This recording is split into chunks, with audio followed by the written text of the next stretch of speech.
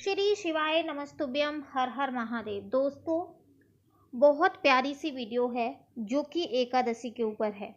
कब है निर्जला एकादशी 2024 की, वो आज इस वीडियो में जानकारी प्राप्त करेंगे। साथ ही साथ ये भी प्राप्त करेंगे कि निर्जला एकादशी को 3 शुभ योग बन रहे हैं। अगर भूलकर भी कोई ऐसी काम कर दिए तो आपको ना लक्ष्मी प्राप्त नहीं होगी, दरिद्रता आपके घर में निवास करेगी। तो इस चीज़ का आप ध्यान रखिएगा, क्योंकि एकादशी जो होती है वो पूर्णतः श्री हरि को समर्पित होती है, उनके लिए ही व्रत रखा जाता है एकादशी का।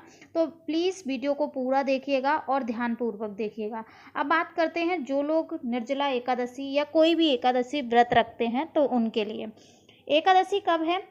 तो जेठ माह के शुक्ल पक्ष की एकादशी जो है वो 17 जून को है।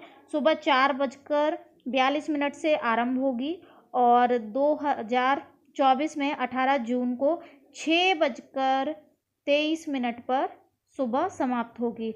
ऐसे में उदया तिथि के आधार पर निर्जला एकादशी जो है ना वो 18 जून को ही रखा जाएगा।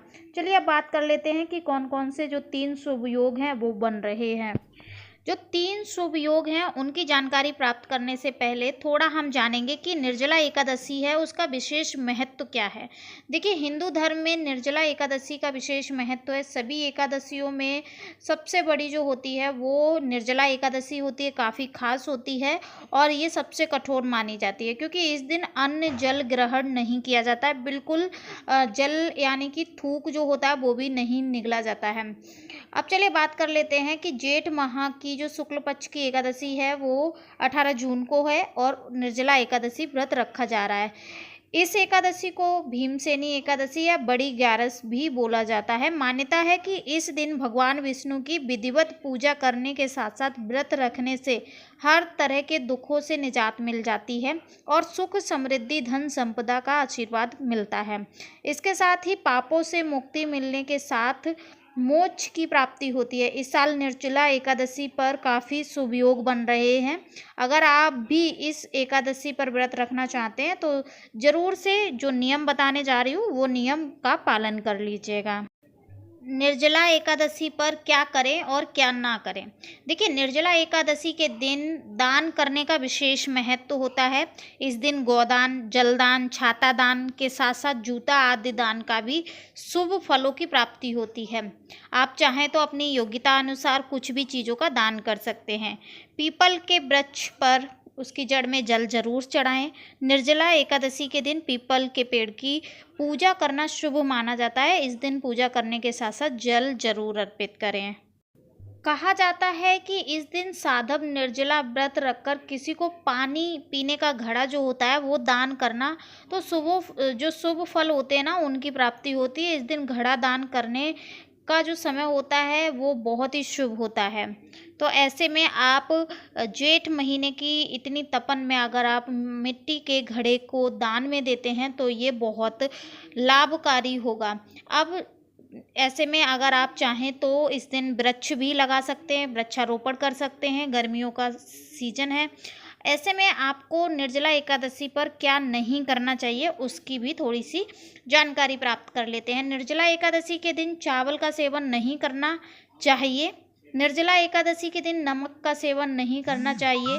मान्यता है कि इस दिन नमक खाने से एकादशी व्रत और गुरुवार के फल नष्ट हो जाते हैं। इस दिन तुलसी को स्पर्श नहीं करना चाहिए, ना ही उसमें जल चढ़ाना चाहिए, क्योंकि इस दिन माँ तुलसी व्रत रखती हैं।